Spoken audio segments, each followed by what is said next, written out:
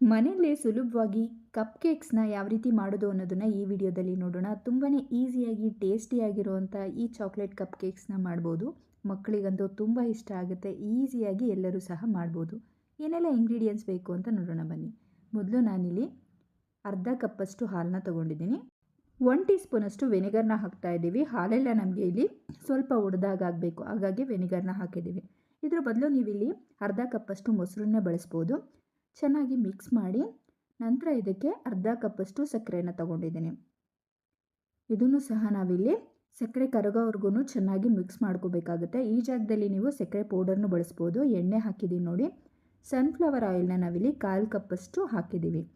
Smell ಇಲ್ಲದೆ ಇರೋವಂಥ ಆಯಿಲ್ನ ತೊಗೋಬೇಕಾಗುತ್ತೆ. ಎಲ್ಲದನ್ನು ಚೆನ್ನಾಗಿ ಮಿಕ್ಸ್ ಮಾಡಬೇಕಾಗುತ್ತೆ.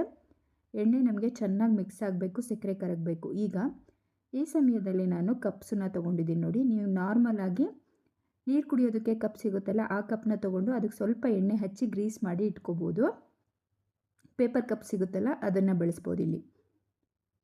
ಈ ರೀತಿ ಎಲ್ಲದಕ್ಕೂ ಎಣ್ಣೆ ಹಚ್ಚಿ ನಾನು ರೆಡಿಯಾಗಿ ಇಟ್ಕೊಂಡಿದ್ದೀನಿ.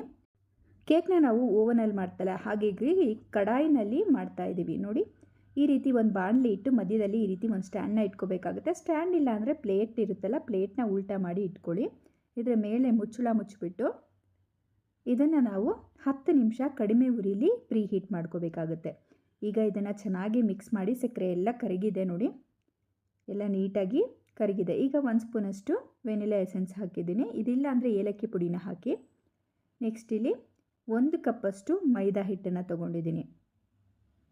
ಇದಕ್ಕೆ ನಾವಿಲ್ಲಿ ಕೋಕೋ ಪೌಡರ್ನ 2 ಸ್ಪೂನಷ್ಟು ನಾನಿಲ್ಲಿ ಹಾಕೋತಾ ಇದ್ದೀನಿ ನೋಡಿ. ಒಂದು ವೇಳೆ ನಿಮ್ಮ ಹತ್ರ ಕೋಕೋ ಪೌಡರ್ ಇಲ್ಲ ಅಂದರೆ ನೀವು ಚಾಕ್ಲೇಟ್ ಬರುತ್ತಲ್ಲ, ಡೈರಿ ಮಿಲ್ಕ್ ಚಾಕ್ಲೇಟ್, ಅದನ್ನು ಮೆಲ್ಟ್ ಮಾಡಿ ಸಹ ನೀವು ಹಾಕೋಬೋದು. 1 ಸ್ಪೂನಷ್ಟು ಬೇಕಿಂಗ್ ಪೌಡರ್ನ ಹಾಕ್ಕೊಂಡಿದ್ದೀನಿ. ನೆಕ್ಸ್ಟ್ ನಾನಿಲ್ಲಿ ಅರ್ಧ ಸ್ಪೂನಷ್ಟು ಅಡಿಗೆ ಸೋಡಾನ ಹಾಕಿದ್ದೀನಿ, ಟೀ ಸ್ಪೂನಷ್ಟು. ಇವೆರಡೂ ಇಲ್ಲ ಅಂದರೆ ಈನೋ ಪ್ಯಾಕೆಟ್ ಬರುತ್ತಲ್ಲ, 10 ರೂಪಾಯಿದು, ಅದನ್ನು ಒಂದನ್ನು ಹಾಕಿ ಚೆನ್ನಾಗಿ ಇದನ್ನು ಒಂದೇ ಸೈಡಿಗೆ ತಿರುಗಿಸ್ತಾ ನಾವು ಮಿಕ್ಸ್ ಮಾಡಬೇಕಾಗುತ್ತೆ, ಗಂಟಿಲ್ಲದ ರೀತಿ. ತುಂಬ ಜಾಸ್ತಿನೂ ಮಿಕ್ಸ್ ಮಾಡಬಾರ್ದು, ಆವಾಗ ಕೇಕ್ ನಿಮಗೆ ಸರಿಯಾಗಿ ಉಬ್ಬಿ ಬರೋದಿಲ್ಲ ಓವರ್ ಮಿಕ್ಸ್ ಮಾಡಿದ್ರೆ. ಒಂದೇ ಸೈಡಿಗೆ ತಿರುಗಿಸ್ತಾ ನಾವಿಲ್ಲಿ ಇದನ್ನು ಮಿಕ್ಸ್ ಮಾಡ್ಕೋಬೇಕು. ಒಂದು ವೇಳೆ ಗಟ್ಟಿ ನಿಮಗೆ ಬ್ಯಾಟರ್ ತುಂಬಾ ಗಟ್ಟಿ ಆಯಿತು ಅನಿಸಿದ್ರೆ 1 ಸ್ಪೂನಷ್ಟು 2 ಸ್ಪೂನಷ್ಟು ನೀವು ಹಾಲನ್ನು ಹಾಕೋಬೋದು. ಚೆನ್ನಾಗಿ ಇದನ್ನು ಗಂಟಿಲ್ಲದ ರೀತಿ ನಿಧಾನವಾಗಿ ಮಿಕ್ಸ್ ಮಾಡ್ಕೋಬೇಕಾಗತ್ತೆ. ನನ್ನ ಚಾನಲಲ್ಲಿ ತುಂಬಾ ಕೇಕ್ ರೆಸಿಪೀಸ್ ಇದೆ, ನೀವು ಅದನ್ನು ಚೆಕ್ ಮಾಡ್ಬೋದು. ತುಂಬ ಈಸಿಯಾಗಿ ಮೆಥಡಲ್ಲಿ ನಾನು ಹೇಳ್ಕೊಟ್ಟಿದ್ದೀನಿ ನೋಡಿ. ಈ ಕನ್ಸಿಸ್ಟೆನ್ಸಿಲಿ ಇರಬೇಕಾಗುತ್ತೆ ಹಿಟ್ಟು ನೋಡಿ, ತೋರಿಸ್ತಾ ಇದ್ದೀನಿ. ಹೀಗೆ ಡ್ರಾಪಿಂಗ್ ಕನ್ಸಿಸ್ಟೆನ್ಸಿಲಿ ಇರಬೇಕು. ಇದೇ ರೀತಿ ಚೆನ್ನಾಗಿ ಮಿಕ್ಸ್ ಮಾಡಿ ಇಟ್ಕೊಂಡಿದ್ದೀನಿ. ಈಗ ನಾವಿದನ್ನು ಈ ಮೌಲ್ಡ್ಗಳಿಗೆ ಹಾಕೋತಾ ಇದ್ದೀವಿ ನೋಡಿ. ಫಸ್ಟು ನಾನೇನು ಮಾಡ್ತಿದ್ದೀನಿ ಅಂದರೆ ಒಂದೊಂದು ಸ್ಪೂನಷ್ಟು ಎಲ್ಲ ಮೌಲ್ಡ್ಗಳಿಗೂ ಹಾಕೋತಾ ಇದ್ದೀನಿ. ನಾವು ಇಟ್ಕೊಂಡಿರೋಂಥ ಕಪ್ಸ್ ಇದೆಯಲ್ಲ, ಪೇಪರ್ ಕಪ್ಸು, ಅದಕ್ಕೆ ಹಾಕೋತಾ ಇದ್ದೀವಿ ನೋಡಿ. ಈ ರೀತಿ ಹಾಕಬೇಕಾಗತ್ತೆ. ಎಲ್ಲದಕ್ಕೂ ಒಂದೊಂದು ಸ್ಪೂನಷ್ಟು ಹಾಕೋತಾ ಇದ್ದೀನಿ. ಯಾಕೆ ಅಂದರೆ ಇಲ್ಲಿ ಮಿಡಲಲ್ಲಿ ನಾನು ಚಾಕ್ಲೇಟ್ಸ್ನ ಯೂಸ್ ಮಾಡ್ತಾ ಇದ್ದೀನಿ. ನಾವು ಕಲಿಸಿರೋವಂಥ ಬ್ಯಾಟರ್ ಹಾಕಿದ್ಮೇಲೆ ನೋಡಿ, ಇಲ್ಲಿ 2 ಪೀಸಷ್ಟು ನಾನು ಡೈರಿ ಮಿಲ್ಕ್ ಚಾಕ್ಲೇಟ್ನ ಹಾಕೋತಾ ಇದ್ದೀನಿ ಮಧ್ಯಭಾಗಕ್ಕೆ ನೋಡಿ. ಈ ರೀತಿ ಹಾಕೋತಾ ಇದ್ದೀವಿ. ತುಂಬ ಚೆನ್ನಾಗಿರುತ್ತೆ. ಇದು ಮೆಲ್ಟಾಗಿ ಬಿಸಿ ಬಿಸಿಲಿ ನೀವು ಓಪನ್ ಮಾಡಿದ್ರೆ ತುಂಬ ರುಚಿಯಾಗಿರುತ್ತೆ. ಈಗ ಮತ್ತೆ ಇದ್ರ ಮೇಲೆ ಒಂದೊಂದು ಸ್ಪೂನಷ್ಟು ಬ್ಯಾಟರ್ನ ಕಲಸಿಟ್ಟಿದ್ವಲ್ಲ, ಕೇಕ್ ಬ್ಯಾಟರ್ನ ಹಾಕೋತಾ ಇದ್ದೀವಿ. ಚಾಕ್ಲೇಟ್ ಕೇಕ್ ಬ್ಯಾಟರ್ನ ಎಲ್ಲ ಬಾಕ್ಸಿಗೂ ಹಾಕಿದ್ದೀನಿ ನಾನು.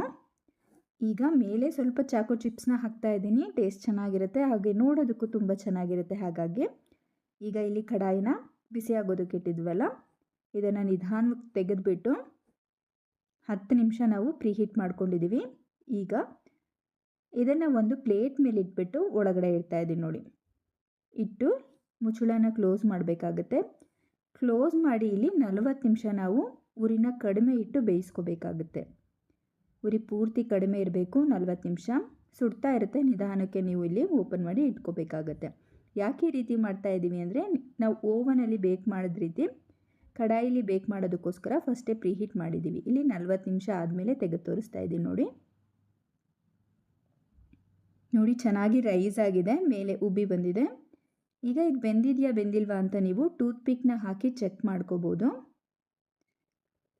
ನೋಡಿ ಗಟ್ಟಿಯಾಗಿದೆಯಾ ಇಲ್ವಾ ಅಂತ ನೀವು ಕೈಯಿಂದ ಬೇಕಾದ್ರೂ ಚೆಕ್ ಮಾಡಿ ನೋಡ್ಬೋದು. ಒಂದು ಟೂತ್ಪಿಕ್ನ ಮಧ್ಯಕ್ಕೆ ಹಾಕಿದ್ರೆ ಅಂಟದೆ ಬಂದರೆ ಆಗ ಬೆಂದಿದೆ ಕೇಕ್ ಅಂತ. ಇದನ್ನೆಲ್ಲ ತೆಗೆದು ಸೈಡಿಗೆ ಇಟ್ಕೊಳ್ಳೋಣ. ಪೂರ್ತಿಯಾಗಿ ತಣ್ಣಗಾಗಬೇಕು. ತಣ್ಣಗಾದಮೇಲೆ ನಾವು ಇದನ್ನು ಡಿಮೋಲ್ಡ್ ಮಾಡ್ಕೋಬೇಕಾಗುತ್ತೆ.